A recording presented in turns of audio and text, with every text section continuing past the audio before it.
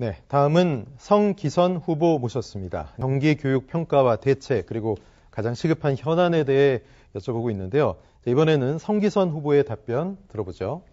네, 경기교육은 지난 13년 동안 혁신학교를 통해서 기존의 공교육이 갖고 있던 여러 가지 문제점들을 적극 해결하기 위해서 노력해왔습니다. 사실 1900년 말 한국의 그 교육의 문제, 교실의 위기, 학교의 위기, 그게 한편으로 더 심화돼서 공교육의 불신까지 이어지는 매우 긴급한 상황이었습니다. 그리고 이명박 정부 때 들어왔던 신자유주의 교육 정책이 특권교육, 차별화교육, 계층화교육을 더욱 강화시켜서 우리 교육에 대한 불신, 사교육의 확대 이런 것들이 우리 공교육을 매우 힘들게 만들었습니다. 그 과정에서 혁신학교를 통해서 하나의 돌파구를 찾았죠. 제가 2016년도에 미국의 학회에 가서 경기도의 혁신교육에 대한 여러 가지 이야기를 했습니다. 그런데 반응이 굉장히 생각보다 달랐습니다. 그것은 무슨 말인가 하면은 미국의 경우에 혁신학교의 그 특성이 그야말로 일반 학교의 모습이다. 원래 학교의 모습이라고 생각했던 것이죠. 우리가 혁신학교가 특별한 것이 아닙니다. 학교의 본질로 돌아가자는 노력이라고 저는 생각됩니다. 지금까지 양적 팽창 또 교사들의 소진 현상이 심각합니다. 이런 문제들을 다 해결하면서 앞으로는 학교 내부로부터 지금 말한 이 전문성과 자율성이 확대될 수 있는 그런 방향으로 혁신학교를 지원한다면은 우리 교육 미래 교육이 곧 혁신교육으로 이어지도록 그렇게 해 나갈 수 있다고 생각됩니다. 네, 이 교육에 대해서 여러 가지 그 철학의 차이가 있습니다. MB 정부 때 우리가 잘 기억하는 고교 다양화 300 프로젝트라는 게 있었습니다. 고교 다양화 300 프로젝트는 전형적으로 신자유주의 교육정책의 모습입니다. 미국에서도 그렇게 해왔습니다. 그것은 자율과 경쟁, 시장 논리를 학교 교육에다가 공교육에다가 투입을 하면은 훨씬 더 효율성이 높을 것이다라고 하는 믿음 때문에 그랬습니다. 하지만 미국이 실패했습니다. 그리고 한국도 실패했습니다. 왜냐? 교육은 교육의 논리로 가야 되는데 시장의 논리로 접근했던 것입니다. 그 부작용은 너무나 컸습니다. 특권교육, 경쟁교육, 차별화교육 이 얘기는 충분히 우리가 듣고 있는데요. 그걸 통해서 우리가 고교 학점제라든지 이러한 어떤 새로운 변화를 통해서 또 일반 학교의 전환을 통해서 해결하려고 노력을 지금까지 해왔는데 다시 과거로 퇴행시키려고 합니다. 절대 안 됩니다. 저는 그 변화에 지난 10여 년 동안 막아서 몸으로 버텨왔습니다. 앞으로도 결기를 가지고 대응을 해나갈 것입니다. 공약 이행을 위한 총 소요 예산은 얼마인지 궁금하고 예산을 확보하는 데 필요한 방안에 대해서 답변해 주시기 바랍니다. 제가 코로나19 후유증을 회복하기 위한 지원금 그리고 학생 기본교육 지원금에서 초등학교 1, 2학년 학생들에 대한 교육복지 지원을 하고 그리고 학교 밖 청소년을 위한 기본교육 경비를 지원한다. 도합해서 약 9,800억 정도 듭니다. 그런데 이것을 제한된 교육청 예산으로 소요하기에는 다른 예산들을 줄이지 않으면 안 됩니다.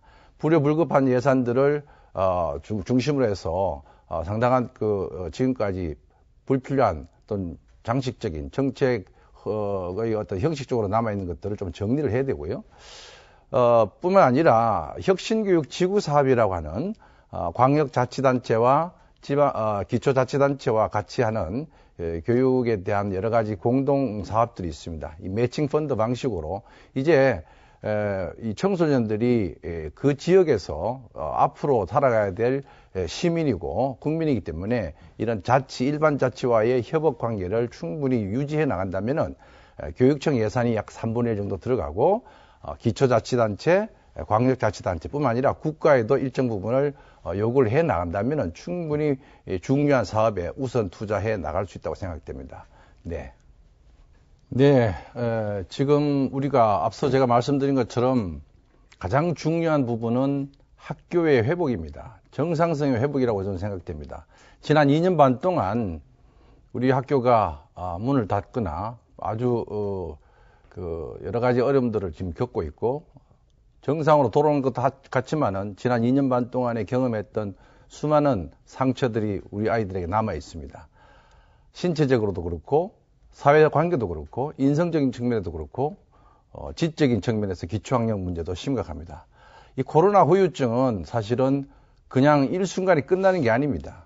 굉장히 교육이라고 하는 것이 적이고 누적적이면서 그 결손분이 성장 단계에서 상당히 부정적인 영향을 미치는 것으로 되어 있습니다. 어떤 일이 있더라도 코로나19로 인한 후유증 치료를 위해서 모든 인적, 물적 역량들을 총집결해야 된다. 그게 제 우선 과제라고 생각됩니다. 그게 안 되면 다른 어떤 공약도 사실은 적용되기가 어렵다고 저는 생각하고요. 두 번째는 책임 교육에 대한 얘기를 합니다.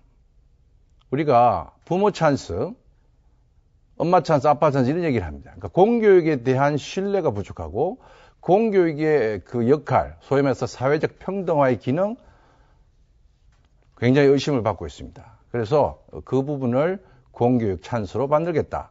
모든 아이들에게 자기 성장과 여러 가지 그 발달 가능성을 학교가 책임지는 쪽으로 가야 되겠다는 쪽으로 말씀드릴 수 있습니다. 이를 위해서는 학급당 학생 수 매우 심각한 과밀학급이 있습니다. 그래서 초등학교 1, 2학년만이라도 이게 그대로 실현하기에는 굉장히 어려운 구조니까 전 학년이 불가능하니까 1, 2학년만이라도 학급당 학생 수를 20명으로 하는 상한선을 만들겠다. 그리고 초등학교, 중학교, 고등학교 1학년 단계에서 전환기 교육을 책임져야 됩니다. 이 학교급이 바뀌면서 굉장히 어려움이 많이 있습니다. 그런 부분들. 그리고 기본교육을 통해서 지덕체의 조화로운 교육 그러는데 이것을 바꾸겠습니다. 체덕지의 조화로운 교육으로 바꾸겠습니다. 그래서 아이들의 건강을 우선시하고요. 경기 혁신 교육에 대한 심화 확대는 충분히 또 많은 프로그램이 있습니다. 교육과정 자율권을 대폭 확대하는 학교 교육을 만들어 나갈 것 같고요. 그다음에 학생들의 요구를 보면은 굉장히 많은 좋은 얘기들이 있습니다. 학교에 수업을 만들어 나가는 학생들이 되도록 하겠습니다. 성기선 후보에게 질문하겠습니다. 성 후보님도 이 돌봄 정책에 대해서 공약을 하셨어요. 그런데 지자체 협력형 돌봄, 이제 이런 표현을 쓰셨더라고요. 그래서 마치 돌봄은 지자체가 운영을 주체가 돼야 된다. 뭐 이제 이런 식으로 조금 지향을 하시는 것 같아요. 그런데 학교에서 이루어지는 초등 돌봄에 대해서 학부모님들이 가장 안심할 수 있고 가장 많은 또 신뢰를 지금 표현하고 계시거든요. 그래서 그런 측면과 관련해서 요컨대 성기선 후보님이 돌봄 정책에 대해서 어떤 판단을 갖고 계시는지, 어떤 거버넌스 구조인지 이 부분들을 조금 더 명확하게 말씀을 해 주시죠. 네, 이 돌봄 문제가 최근에 많은 그 이슈가 되고 있습니다. 학교의 교사들에게는 돌봄이 하나의 새로운 업무가 되다 보니까 이게 교육이냐라고 하는 측면에서 많은 질문을 했던 거고, 또 학부모 입장에서는 가장 안전하고 맡길 수 있는 그 질적으로 우수하다고 생각하는 게 이제 학교 돌봄이라고 봅니다.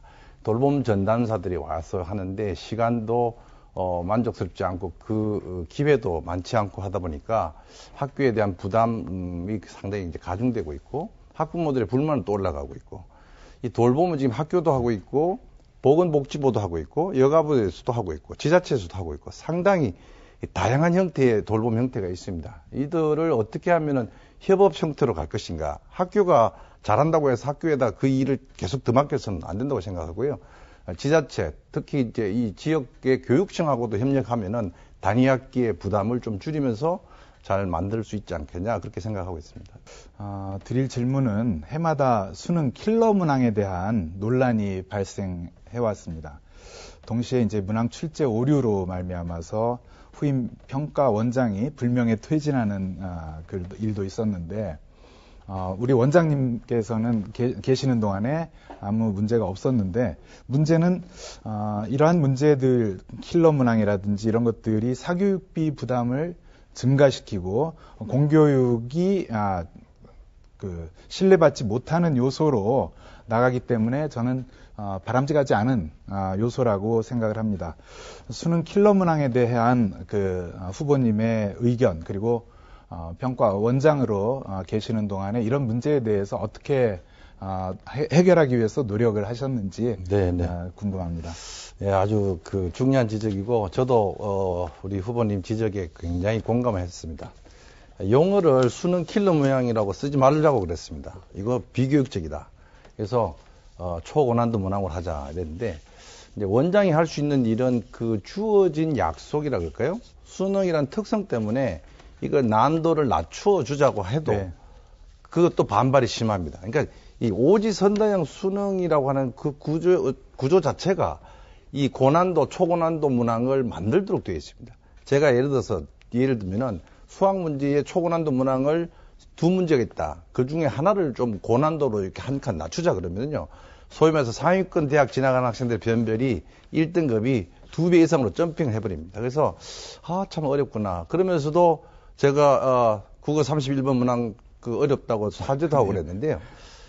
그렇기 때문에 이 지금의 수능 체제를 바꾸지 않으면 안 된다. 네. 저는 앞으로 고교 학점제와 연동돼서 이게 바뀌는 그런 주장을 하고 있는데, 이 수능 체제 안에서는 관리만 하다가 하다 보니까 저도 이제 아쉬움도 있고요. 이게 우리 수험생 학부모들에게 얼마나 큰 짐인가도 사교육을 유발한다는 것도 잘 알고 있는데 지금 지적에 대해서 정말 공감하고 저도 하여튼 거기에 또 약간의 책임감도 느끼고 그러겠습니다.